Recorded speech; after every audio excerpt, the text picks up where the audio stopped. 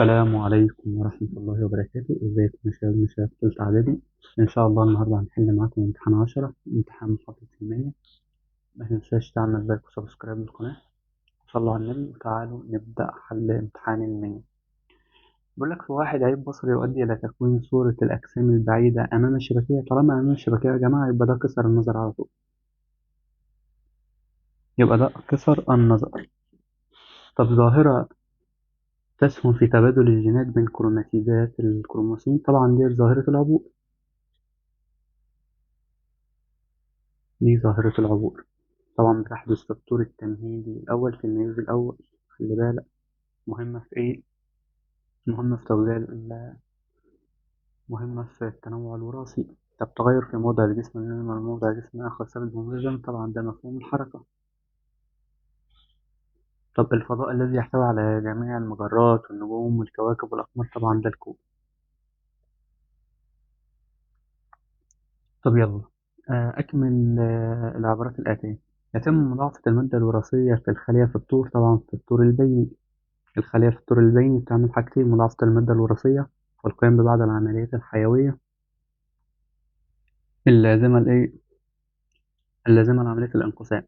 طب تحركت سيارة من السكون يبقى كانت عين واحد بتاعتها بصفر.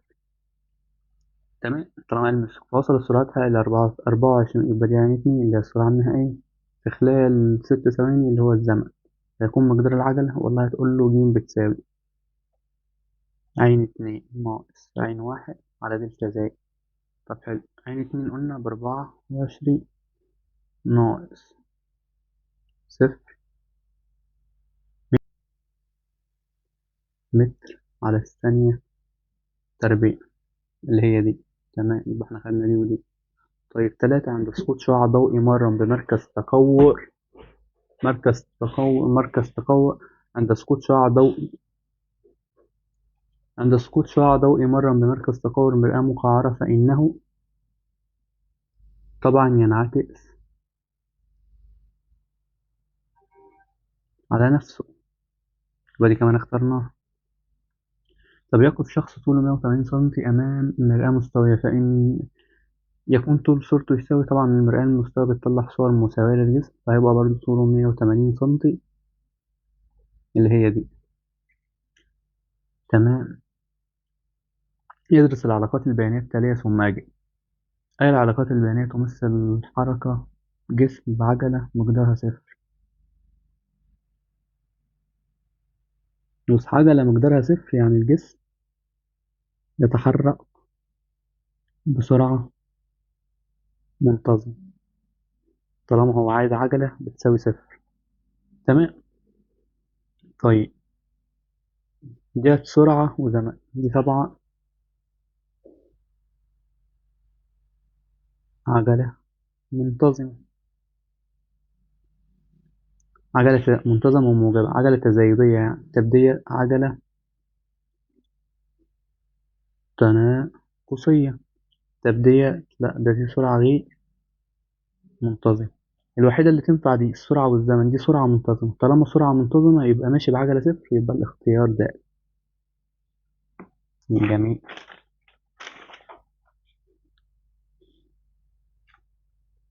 عندما يتحرك جسم مسافة 20 متر في خط مستقيم في اتجاه ثابت، تكون طالما قال لك في اتجاه ثابت، هو مثلا كان في النقطة دي راح للنقطة دي، النقطة دي 20 متر، يبقى اللي زحف يعني 20 زيهم برضه.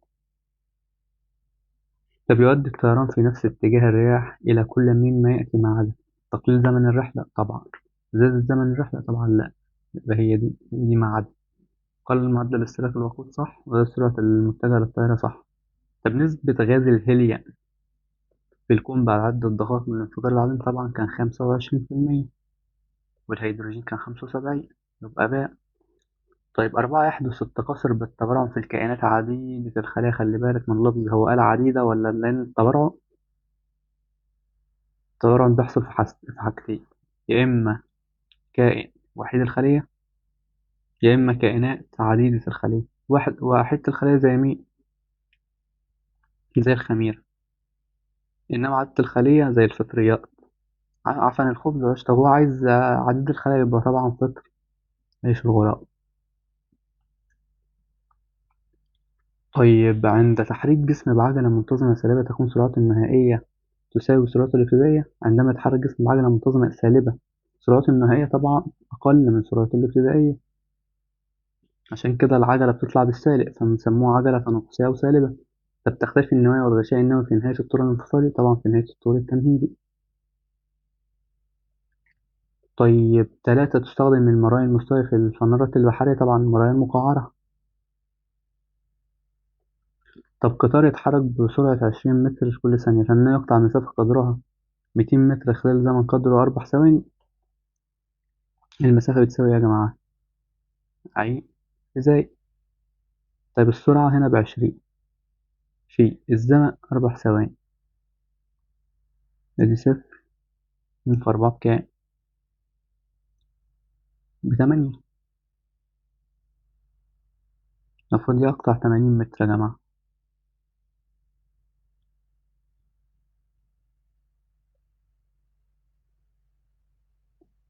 طيب انقل الشكل في كراسي واكمل مسار الإشعاع المتقنة لصورة الجسم مع خواص الصورة.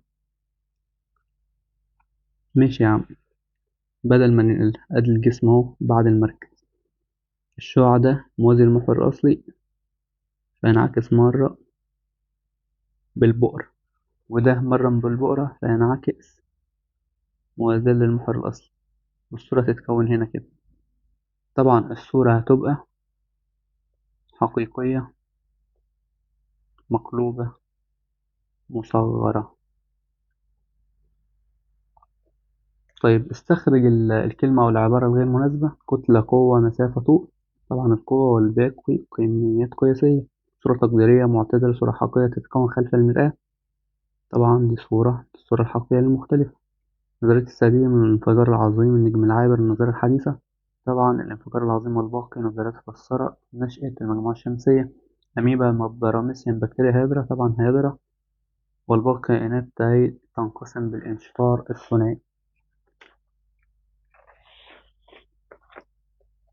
طيب الإخطاء الإخصاء. طبعا اندماج النشيد المذكر مع النشيد المؤنث يبقى 1/4. طب العدسة اللاصقة تستخدم لتصحيح عيوب الإبصار يبقى 2/3. طيب الإزاحة المسافة المقطوعة في اتجاه ثابت من موضع بداية الحركة نحو الموضع النهائي يبقى 3/1.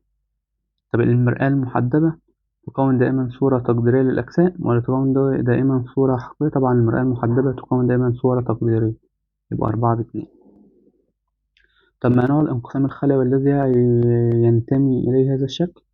طبعا ده انقسام ميوزي. ما أهمية حدوث هذا الانقسام؟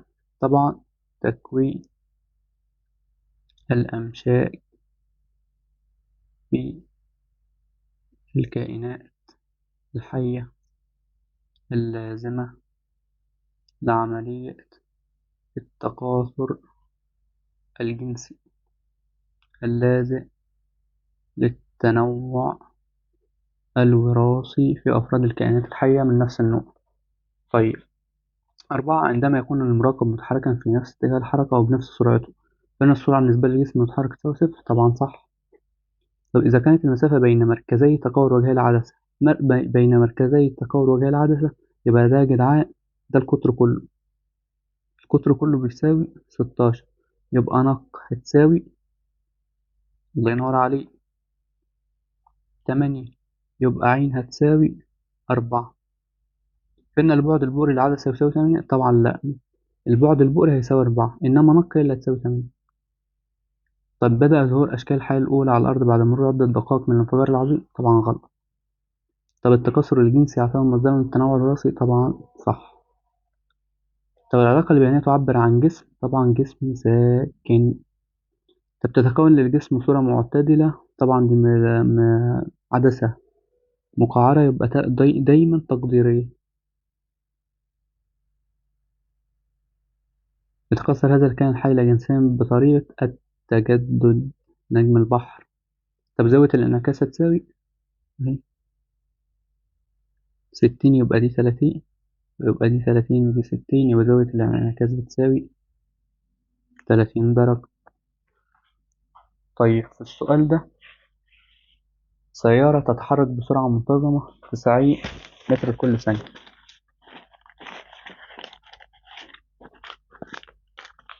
سيارة تتحرك بسرعة منتظمة 90 متر كل ثانية، يبقى دي عين واحد. عين واحد بتساوي 90. تمام. وعند استخدام السائق للفرامل فإن سرعتها تناقصت بمعدل 5 متر. يبقى العجلة هنا عجلة تناقصية، يبقى جي بتساوي -5 متر لكل ثانية تربيع. احسب مقدار سرعتها بعد مرور 12 ايه. احسب مقدار سرعتها بعد مرور، يبقى هو عايز مين؟ عايز عين 2. طب حلو، اكتب له قانون العجلة. والله العجلة بتساوي عين 2 ناقص عين واحد على دلتا زي. يبقى عين 2 ناقص عين واحد بتساوي جي في زي. يبقى عين 2 هتساوي ج في زي بكام؟ العجلة قلنا بسالب 5 في الزمن ب12 ثانية. وخد سالب عين واحد ديت دخلها هنا بموجة عين واحد اللي هي كانت ب90. وعلى الآلة الحاسبة وسالب 5 في 12 زائد 90 هتطلع ب30 متر لكل ثانية. يبقى السرعة النهائية عين 2 هتساوي 30 متر لكل ثانية. يبقى كده خلصنا معاكم امتحان محافظة المنيا. امتحان حلو خفيف. يا ريت ما تنسوش تدعمونا بلايك وسبسكرايب للقناة. والسلام عليكم ورحمة الله وبركاته.